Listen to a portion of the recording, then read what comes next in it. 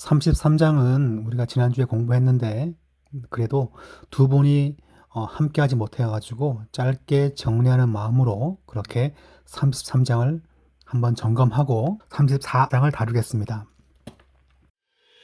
제 33장. 여호와께서 모세에게 이르시되 너는 네가 애굽 땅에서 인도하여 낸 백성과 함께 여기를 떠나서 내가 아브라함과 이삭과 야곱에게 맹세하여 네 자손에게 주기로 한 그 땅으로 올라가라. 내가 사자를 너보다 앞서 보내어 가나안 사람과 아모리 사람과 헷 사람과 브리스 사람과 히위 사람과 여부수 사람을 쫓아내고 너희를 젖과 꿀이 흐르는 땅에 이르게 하려니와 나는 너희와 함께 올라가지 아니하리니 너희는 목이 곧은 백성인즉 내가 길에서 너희를 진멸할까 염려함이니라. 백성이 이 준엄한 말씀을 듣고 슬퍼하여 한 사람도 자기의 몸을 단장하지 아니하니 여호와께서 모세에게 이르시기를 이스라엘 자손에게 이르라. 너희는 목이 곧은 백성인즉 내가 한순간이라도 너희 가운데에 이르면 너희를 진멸하리니 너희는 장신구를 떼어내라. 그리하면 내가 너희에게 어떻게 할 것인지 정하겠노라. 이스라엘 자손이 호렙산에서부터 그들의 장신구를 떼어냅니다. 모세가 항상 장막을 취하여 진 밖에 쳐서 진과 멀리 떠나게 하고 회막이라 이름하니 여호와를 앙모하는 자는 다 진 바깥 회막으로 나아가며 모세가 회막으로 나아갈 때에는 백성이 다 일어나 자기 장막문에 서서 모세가 회막에 들어가기까지 바라보며 모세가 회막에 들어갈 때에 구름 기둥이 내려 회막문에 서며 여호와께서 모세와 말씀하시니 모든 백성이 회막문에 구름 기둥이 서 있는 것을 보고 다 일어나 각기 장막문에 서서 예배하며 사람이 자기의 친구와 이야기함 같이 여호와께서는 모세와 대면하여 말씀하시며.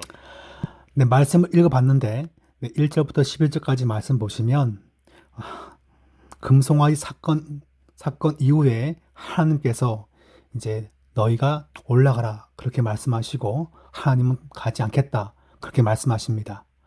이 말씀을 통해서 중요한 교훈이 있는데 바로 첫 번째 줄이었죠. 축복은 있어도 임재가 없다면 성공한 인생일까? 이 땅을 살아가면서 우리는 겉으로 보이는 뭔가 성공을 추구합니다. 그런데 하나님의 임재하심이 거기에 없다면 그게 진짜 성공한 인생일까? 그런 질문을 할 수 있을 것입니다. 네, 밑에 이제 질문 보시면 하나님께서 이스라엘에게 약속의 땅으로 올라가라고 하시면서도 나는 너희와 함께 올라가지 아니하리라고 하신 이유는 무엇인가? 답은 그거죠. 거룩과 비거룩함이 함께 공존할 수 없다는 것입니다. 이스라엘 백성한테는 올라가라 그렇게 말하지만 하나님이 하신 말씀이 내가 너희와 함께하지 않겠다 그런 말씀을 하시거든요.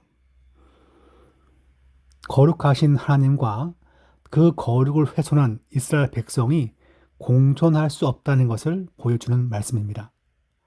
두 번째 보시면 백성들이 장신구를 제거한 행동이 나타납니다. 지금 이제 그림 보시면 이제 장신구를 제거하죠. 장신구를 제거한다는 게 무슨 의미일까요? 라는 질문인데 나의 회개와 애통하는 것을 형식적으로 보여주는 겁니다. 외형적으로. 장신구는 나를 치장하고 나를 자랑하고 날 드러내는 도구입니다. 그것을 내려놓고 하나님께 나아가는 성도의 마음을 잘 표현하고 있습니다. 우린 종종 내 가족이나 내 자녀나 혹은 내 배우자를 약간 자랑할 때가 있어요. 그런 건 역시 내려놓아야 할 부분입니다. 우리는 무엇입니까? 나의 심령이 주 앞에 나아가야 되는 거죠. 네, 그 다음에 세 번째 질문 보시면 모세가 회막을 진 밖에 친 것은 금송아지 사건 이후에 하나님과 이스라엘 백성의 관계가 어떻게 되었음을 보여주는가? 네, 이 회막이 이스라엘 진 가운데 있는 것이 아니라 진 밖에 쳐져 있습니다. 지금 이 그림이 잘 보여주고 있는데요. 그것은 이스라엘 백성과 하나님 사이에 영적인 거리가 형성되었음을 말합니다. 온전히 이스라엘 백성을 포기하시고 버린 건 아니지만 무언가 그들과 가까이 하기에는 거리가 있다는 것을 요 회막의 위치가 그걸 보여주고 있습니다. 네 번째, 우리는 하나님의 임재보다 하나님 주시는 결과, 성공, 안전 혹은 문제 해결을 언제 혹은 무엇 때문에 더 원하는가? 남들과 비교할 때, 제가 수업할 때 그때 나눴던 것은 잘못된 간증을 청취했을 때 저 사람은 저밖에 안 되는데 왜 저렇게 잘 풀렸을까 인생이. 그러면서 그와 비교합니다. 그러면서 하나님의 임재보다 이왕 예수를 믿는데 이런 것들이 더 잘 되면 좋지 않습니까? 이런 마음을 먹게끔 되어 있습니다. 성공이 중요합니까? 여호와의 임재하심이 중요합니까? 그걸 묻습니다. 5번, 자, 우리가 벗어야 할 장신구는 무엇입니까? 남과 비교하는 나의 소유들, 내 가진 것들, 내 가족, 내 자식, 재물, 그 다음에 건강, 이런 것들이에요. 이런 것들을 남과 비교하는 것이 아니라 하나님 앞에 내려놓고 하나님의 그 임재하심을 더 간구하는 성도가 되어야 한다는 것을 말하고 있습니다. 지금 여기 보시면 우리가 제가 지금 요건 다시 읽지 않겠지만 요걸 한번 읽어보시면 그 내용을 잘 설명하고 있습니다. 맨 끝에 볼까요? 교회도 성장보다 하나님의 임재와 거룩을 더 본질적인 기준으로 삼아야 하듯이 나 자신과 우리 가정 역시 하나님의 임재를 가장 중요한 덕목으로 품어야 할 것이다. 네, 두 번째 섹션입니다.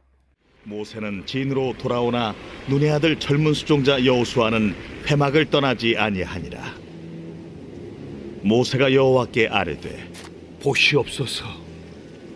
주께서 내게 이 백성을 인도하여 올라가라 하시면서 나와 함께 보낼 자를 내게 지시하지 아니하시나이다. 주께서 전에 말씀하시기를 나는 이름으로도 너를 알고 너도 내 앞에 은총을 입었다 하셨사온즉 내가 참으로 주의 목전에 은총을 입었사오면 원하건대 주의 길을 내게 보이사 내게 주를 알리시고 나로 주의 목전에 은총을 입게 하시며 이 족속을 주의 백성으로 여기소서. 내가 친히 가리라. 내가 너를 쉬게 하리라. 주께서 친히 가지 아니하시려거든 우리를 이곳에서 올려보내지 마옵소서. 나와 주의 백성이 주의 목전에 은총 입은 줄을 무엇으로 알리까? 주께서 우리와 함께 행하심으로 나와 주의 백성을 천하 만민 중에 구별하심이 아니니까. 네가 말하는 이 일도 내가 하리니 너는 내 목전에 은총을 입었고 내가 이름으로도 너를 알리라. 원하건대 주의 영광을 내게 보이소서. 내가 내 모든 선한 것을 네 앞으로 지나가게 하고 여호와의 이름을 네 앞에 선포하리라. 나는 은혜 베풀 자에게 은혜를 베풀고 궁휼히 여길 자에게 궁휼을 베푸느니라. 네가 내 얼굴을 보지 못하리니 나를 보고 살 자가 없음이니라. 보라, 내 곁에 한 장소가 있으니 너는 그 반석 위에 서라. 내 영광이 지나갈 때 내가 너를 반석 틈에 두고 내가 지나도록 내 손으로 너를 덮었다가 손을 거두리니 네가 내 등을 볼 것이요 얼굴은 보지 못하리라.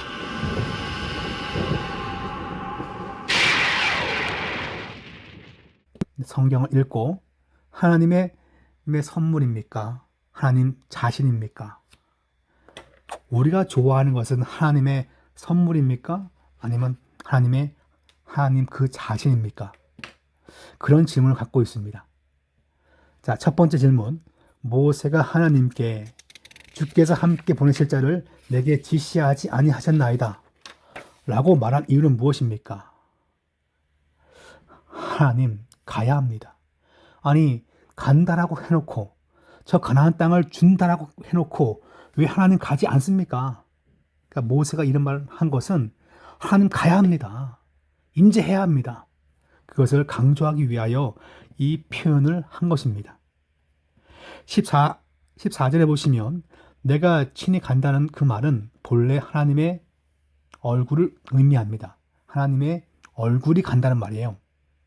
그 말은 단순한 인도와 어떤 다른 차이가 있습니까? 라는 것인데 단순히 내가 그냥 곁에 있겠다 그것이 아니라 부모가 자녀를 양육하듯이 돕듯이 인격적으로 그 사이에 임하여서 24시간 보시고 지키시고 인도한다는 것을 얘기합니다. 성도의 삶은 그냥 내버려 두는 삶이 아니라 하나님께서 그 얼굴을 성도에게 비추어서 인도한다는 것을 얘기하고 있습니다. 요 그림이 잘 지금 묘사하고 있고요. 세 번째 질문. 모세가 주의 영광을 내게 보이소서라고 요청한 것은 어떤 신앙적 갈망을 드러냅니까? 하나님, 더 알기 원합니다. 더 체험하기 원합니다. 모세는 이미 애굽에서 10가지 재앙을 이미 경험하였습니다. 자신의 손을 통해서 나타났습니다. 얼마나 놀라웠나요? 홍해가 갈라지면서 그들은 죽지 않고 살았습니다. 얼마나 감사합니까? 그런데 그것은 옛날에 받은 은혜인 것이고 날마다 새롭게 은혜 받는 게 필요합니다. 그러므로 지금 모세는 하나님 얼굴을 보여주세요. 영광 보여주세요. 그렇게 간구한 거죠.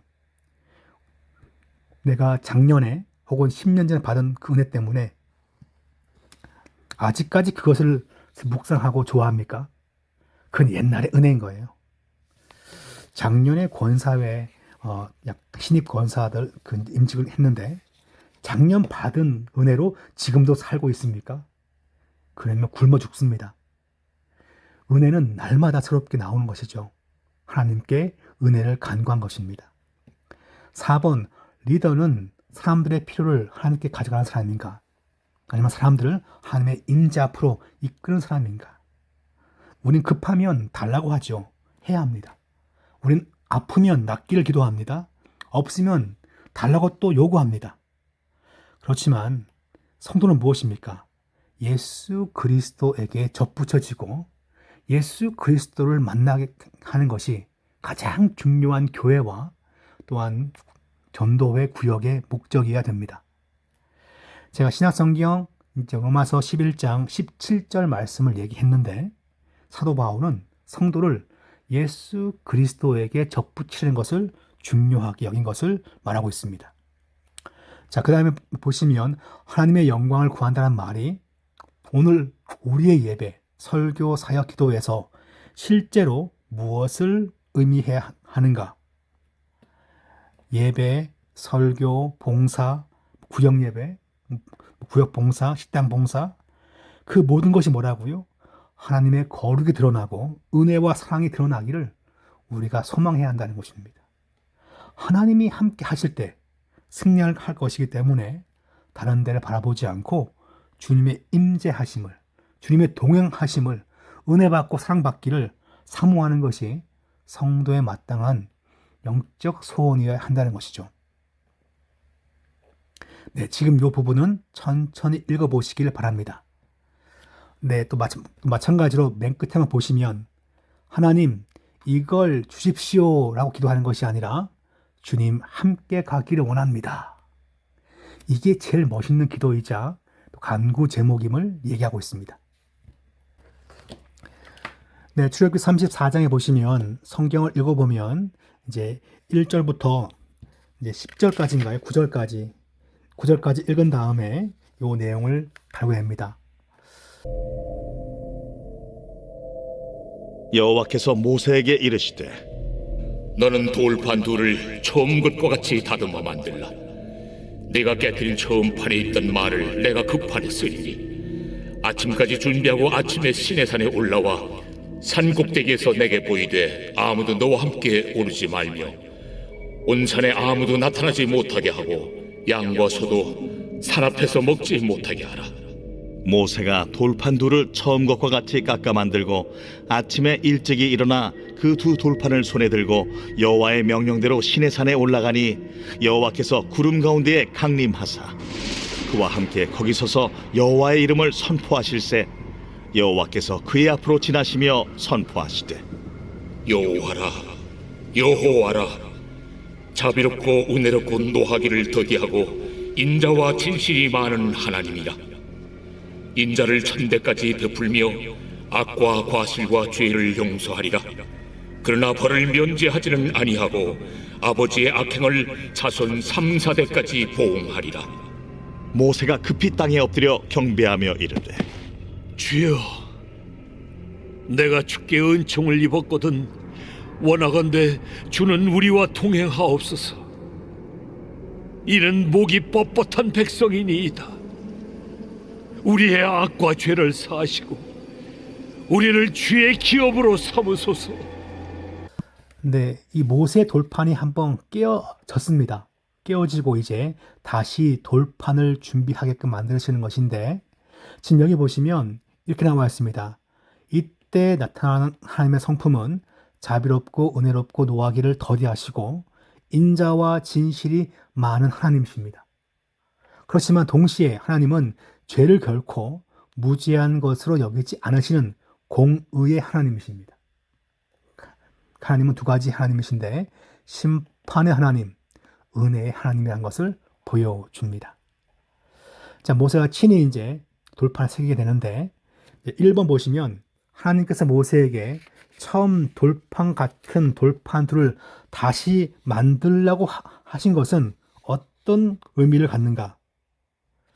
예, 인간에 의해서 깨어진 언약이죠, 그죠? 하나님이 깬 것이 아니었어요. 인간에 의해 깨어진 이 돌판이 인간이 다시 회복하여 나올 때, 하나님을 찾을 때 다시 그것이 이제 회복될 수 있다는 것을 보여주고 있는 것이죠. 모세가 분노한 가운데 금송아지에게 이걸 던지면서 돌판이 깨어졌습니다. 다시 하나님은 그들을 불러서 특별히 모세를 불러 모아서 그에게 뭐합니까? 그에게 돌판에 글자를 새기게 합니다. 인간이 깨어버린 것은 깨어지지 않습니다. 하나님이 깨어야 깨어지는 거죠. 그걸 말하고 있습니다. 본문 이해를 위한 이게 지금 오타예요, 오타. 오타인데 출애굽기 34장에 보시면 하나님께서 자기 이름을 선포하신 내용은 하나님의 성품을 어떤 성품을 보여주는가.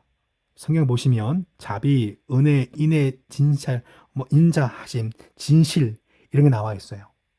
하나님은 공의의 하나님이시지만 참으시고 은혜를 부어주시고 긍휼을 부어주시는 하나님이란 것을 얘기하고 있습니다. 세 번째, 하나님의 공의 없이 사랑만 말한다면 어떤 결과가 주어질까? 그렇다면 사람들은 자기 멋대로 살고 그 다음에 하나님 사랑하시니까 다 괜찮아. 그렇게 말할 수 있죠, 그죠? 성도의 물건을 내가 훔치고 하나님 사랑한다고 그렇게 말할 수 있어요. 제가 어릴 때인데 80년대 초반이었어요. 그때 주일학교 선생님이 있었는데 키가 작고 상당히 성실했습니다. 그런데 그분이 직장을 그만두고 나서 나중에 직장을 안 다니는데 그냥 이것저것 그냥 빈둥거리며 사는 거였어요. 근데 온 교인들은 그걸 몰랐어요. 근데 하루는 한 청년이 와가지고 막 울면서 자기 얘기 하는 거예요. 그게 뭔 얘기냐 봤더니 그 선생이 자기 집에 자취방에 놀러 왔는데 책상 위에 헌금을 하려고 11조와 감사 헌금 다 하려고 한 달치 헌금을 딱 제껴 놓은 거예요. 그 금액이 무려 그때 당시 보통 안산에 약간 노동자 페이가 보통 한 20만 원 내지 30만 원이었는데 그분은 무려 5만 원을 딱 제껴 놓은 거예요. 만 원짜리 5장. 잠깐 화장실 갔다 온 사이에 그 돈이 없어진 거예요. 분명히 두고 갔는데 설마 주일학교 선생하고 있는 자기 같은 청년의 저분이 갖고 갔겠냐라고 생각한 거죠. 증거도 없고 아무것도 없고 돈만 그냥 날린 거예요. 그래가지고 아버지를 찾아와가지고 막 울면서 그걸 다 얘기한 것입니다. 그때부터 이제 아버지는 이제 모든 사역자들한테 조심해라, 재정 맡기지 마라 그러면서 조심한 적이 있습니다. 여하간에 그걸 이제 엄벌을 참으면 좋은데 그래가지고 나중에 2번 정도 들켰어요. 그래가지고 나중에는 창피해서 그걸 못 나오고 돈을 잃은 사람도 상처 입고, 그분은 또한 이제 범인이니까 또 신앙생활 또 포기하고 살던 그와 같은 일이 있었는데, 공의 없이 사랑만 있으면 많은 상처를 입게 됩니다. 많은 상처, 말을 통한 상처, 행동을 위한 상처를 입게끔 되어 있어요. 4번, 하나님의 공의를 강조하면서 자비와 또한 인자하심, 인애, 오래 참으심을 잊어버린다면 그런 신앙은 어떤 왜곡을 낳게 될 것인가? 메마른 교회가 되겠죠. 메마른 교회. 진리는 좋아요. 배운 지식은 정말 100% 정상적입니다. 그러나 그런 복음은 아주 몸이 건조한 그런 복음이 될 수 있습니다. 그렇게 1년쯤 지나면 모든 사람들이 영적인 은혜에 대해서 무관심해집니다. 그러니까 2가지가 항상 필요하죠. 하나님의 공의를 세워야 되고, 그 다음에 무엇입니까? 사랑도 세우는 것이 필요합니다. 지금 여기 보시면 참된 회복은 하나님의 거룩하신 성품 앞에서 나의 죄를 인정하고 다시 베푸시는 은혜를 앞에 엎드리는 데서 시작한다. 그것을 보여줍니다. 모세가 다시 올라가서 하나님 앞에 엎드리면서 다시 한번 말씀을 받는 것을 이 34장은 기록하고 있습니다. 보라, 내가 언약을 세우나니 곧 내가 아직 온 땅 아무 국민에게도 행하지 아니한 이적을 너희 전체 백성 앞에 행할 것이라. 내가 머무는 나라 백성이 다 여호와의 행하심을 보리니 내가 너를 위하여 행할 일이 두려운 것임이니라. 너는 내가 오늘 네게 명령하는 것을 삼가 지키라. 보라, 내가 네 앞에서 아모리 사람과 가나안 사람과 헷 사람과 브릿 사람과 히 사람과 여부 사람을 쫓아내리니 너는 스스로 삼가 네가 들어가는 땅의 주민과 언약을 세우지 말라. 그것이 너희에게 올무가 될까 하노라. 너희는 도리어 그들의 제단들을 헐고 그들의 주상을 깨뜨리고 그들의 아세라상을 찍을지어다. 너는 다른 신에게 절하지 말라. 여호와는 질투라 이름하는 질투의 하나님이니라. 너는 삼가 그 땅의 주민과 언약을 세우지 말지니 이는 그들이 모든 신을 음란하게 섬기며 그들의 신들에게 제물을 드리고 너를 청하면 네가 그 제물을 먹을까 함이며, 또 네가 그들의 딸들을 네 아들들의 아내로 삼음으로 그들의 딸들이 그들의 신들을 음란하게 섬기며 네 아들에게 그들의 신들을 음란하게 섬기게 할까 함이니라. 너는 신상들을 부어 만들지 말지니라. 너는 무교절을 지키되 내가 네게 명령한 대로 아비볼 그 절기의 이래 동안 무교병을 먹으라. 이는 네가 아비볼의 애굽에서 나왔음이니라. 모든 첫 태생은 다 내 것이며 네 가축의 모든 처음 난 수컷인 소와 양도 다 그러하며 나귀의 첫 새끼는 어린 양으로 대속할 것이요 그렇게 하지 아니하려면 그 목을 꺾을 것이며 네 아들 중 장자는 다 대속할지며 빈손으로 내 얼굴을 보지 말지니라. 너는 엿새 동안 일하고 7째 날에는 쉴지니 밭갈 때나 거둘 때도 쉴지며 77절 곧 맥추의 초실절을 지키고 3마리는 수장절을 지키라. 너희의 모든 남자는 매년 3번씩 주 여호와 이스라엘의 하나님 앞에 보일지라. 내가 이방 나라들을 네 앞에서 쫓아내고 네 지경을 넓히리니 네가 매년 3번씩 여호와 네 하나님을 비우려고 올 때에 아무도 네 땅을 탐내지 못하리라. 너는 내 제물의 피를 유교병과 함께 드리지 말며 유월절 제물을 아침까지 두지 말지며 내 토지 소산에 처음 익은 것을 가져다가 내 하나님 여호와의 전에 드릴지며 너는 염소 새끼를 그 어미의 젖으로 삼지 말지니라. 여호와께서 모세에게 이르시되 너는 이 말들을 기록하라. 내가 이 말들의 뜻대로 너와 이스라엘과 언약을 세웠음이니라. 모세가 여호와와 함께 40일 40야를 거기 있으면서 떡도 먹지 아니하였고 물도 마시지 아니하였으며 여호와께서는 언약의 말씀 곧 십계명을 그 판들에 기록하셨더라.